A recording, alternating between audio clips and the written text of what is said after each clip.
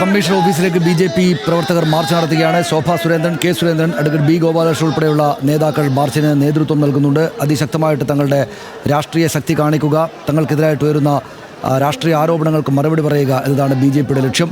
അവരുടെ മാർച്ച് അവിടെ പുരോഗമിക്കുകയാണ്. അജിത്ത്, ഞങ്ങളുടെ റിപ്പോർട്ടർ, അതോടൊപ്പമുണ്ട്. അജിത്ത് അവിടെ നേതാക്കളോടും മറ്റും സംസാരിക്കുമായിരിക്കും. വലിയ ആവേശത്തോടെയും ആർജവത്തോടെയുമാണ് ബി.ജെ.പി. പ്രവർത്തകർ, നേതാക്കൾ ഈ മാർച്ച് സംഘടിപ്പിക്കുന്നത്.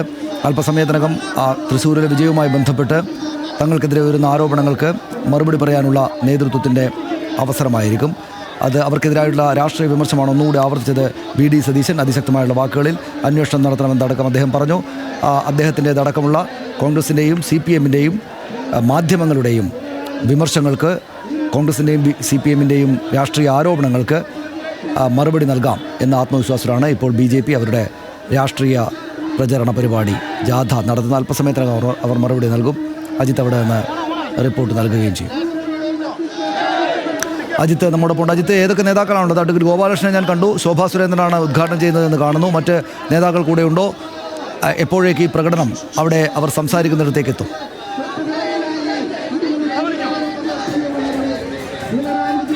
സനീഷ്, വലിയ തരത്തിലുള്ള പ്രതിഷേധമാണ് പ്രവർത്തകരുടെ ഭാഗത്തു നിന്നുണ്ടാവുന്നത്. അതായത് ആ വൈകാരികത, ഇന്നലെ ഉണ്ടായ സംഭവത്തിലുള്ള വൈകാരികത ഈ പ്രതിഷേധ പ്രകടനത്തിൽ ഉൾപ്പെടെ കാണാൻ കഴിയുന്നുണ്ട്. വലിയ തരത്തിൽ പ്രവർത്തകരെ വിവിധ ഇടങ്ങളിൽ നിന്ന് ഉൾപ്പെടെ എത്തിച്ചാണ് ബി.ജെ.പി. ഈ പ്രതിഷേധം സംഘടിപ്പിക്കുന്നത്. കാരണം ഒരു രാഷ്ട്രീയ മറുപടി നൽകുക എന്നതുകൂടിയാണ് ബി.ജെ.പി. ഇതിലൂടെ ലക്ഷ്യമിടുന്നത്. ശോഭാ സുരേന്ദ്രനും അതുപോലെ തന്നെ മുൻ ബി.ജെ.പി. സംസ്ഥാന അധ്യക്ഷൻ കെ സുരേന്ദ്രൻ ഉൾപ്പെടെയുള്ളവർ ഈ സമരത്തിന്റെ ഭാഗമായി പങ്കെടുക്കുന്നുണ്ട്. ഇപ്പോൾ ഈ പ്രതിഷേധത്തിന്റെ ഭാഗമായി വിവിധ നേതാക്കൾ ഉൾപ്പെടെ ഈ സമരത്തിൽ തന്നെ ഭാഗമായി ഈ പ്രകടനത്തിൽ പങ്കെടുക്കുന്നുണ്ട്. ഏതാണെങ്കിലും വലിയൊരു പ്രതിഷേധമാണ് ഇവിടെ തൃശ്ശൂർ കാണാൻ കഴിയുന്നത്. ഇന്നലെ ഉണ്ടായ സംഭവ വികാസങ്ങളുടെ തുടർച്ചയിൽ അത് അവസാനിക്കുന്നില്ല. രാഷ്ട്രീയമായ വിഷയത്തിൽ തങ്ങളുടെ സ്റ്റേറ്റ്മെന്റ് എന്താണെന്ന് ഈ പ്രകടനത്തിലൂടെ, ഈ പ്രതിഷേധ പ്രകടനത്തിലൂടെ പറയാൻ ശ്രമിക്കുകയാണ് ബി.ജെ.പി. ഏതാണെങ്കിലും വലിയ തരത്തിലുള്ള പ്രതിഷേധം ആണ് ഇവിടെ ഉണ്ടാകുന്നത്. വലിയ തരത്തിൽ മുദ്രാവാക്യം, CPM-നെതിരെ ഉൾപ്പെടെ മുദ്രാവാക്യം വിളിച്ചുകൊണ്ടാണ് നമ്മളോടൊപ്പം അഡ്വക്കേറ്റ് ബി ഗോപാലകൃഷ്ണൻ നൽകിയത്. വലിയ പ്രതിഷേധം നിങ്ങളുടെ ഭാഗത്തു നിന്നുണ്ടാകുന്നു. ഏത് തരത്തിലുള്ള സ്റ്റേറ്റ്മെന്റ് ആണ് നിങ്ങൾ പറയുന്നത്? അല്ല, ഒരു മര്യാദയാണല്ലേ ഇടതുപക്ഷവും വലതുപക്ഷവും ചെയ്യുന്നത്.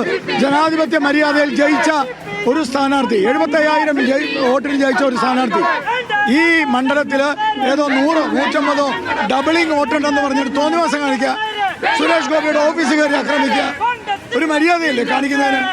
ഈ പ്രധാനമായും രാഷ്ട്രീയമായി ഉന്നയിക്കുന്ന ചില ചോദ്യങ്ങൾ, ബി.ജെ.പിയുടെ സംസ്ഥാന വൈസ് പ്രസിഡന്റായിട്ട് ഉൾപ്പെടെയുള്ള ആളുകളുടെ പേര് ഇവിടെ വോട്ട് ചെയ്തു, മലപ്പുറം ജില്ലയിലാണ് വോട്ട് ചേർക്കുന്നത്, അത് ക്രമക്കേടാണെന്ന് ഉൾപ്പെടെയുള്ള ആരോപണങ്ങളാണ് ഇപ്പോൾ അവർ മുന്നോട്ട് വെക്കുന്നത്. ഇതിലെന്നാ ക്രമക്കേട്? സുരേഷ് ഗോപിക്ക് വോട്ട് ചെയ്യാൻ ആഗ്രഹിക്കുന്നവർ ഇന്ത്യ മഹാരാജ്യത്ത് ലോകത്ത് എവിടെയുണ്ടെങ്കിലും അവർക്ക് ഇവിടെ വന്ന് വോട്ട് ചെയ്യാം. അതിനുള്ള സംവിധാനം അവര്, ഇപ്പൊ നിങ്ങൾ പറയുന്നത് ഉണ്ണികൃഷ്ണനാ, അയാൾ 1 വർഷമായിട്ട് തൃശ്ശൂര് പ്രവർത്തിക്കുന്ന ആളാണ്. അയാൾ ഇവിടെ താമസിക്കുന്നു, അയാൾ ഇവിടെ വോട്ട് ചേർത്തു. എന്താ തെറ്റ്? ഇനി വോട്ട് ചേർക്കുമ്പോൾ ആ വോട്ട് ചേർക്കുന്നത് തെറ്റാണെങ്കിൽ അത് തിരുത്തേണ്ടതാരാ? കളക്ടറല്ലേ?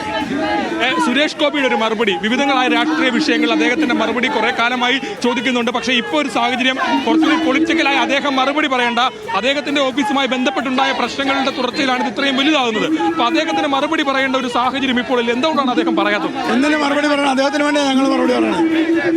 സുരേഷ് ഗോപിക്ക് വേണ്ടി ഞങ്ങൾ മറുപടി പറയുന്നത്.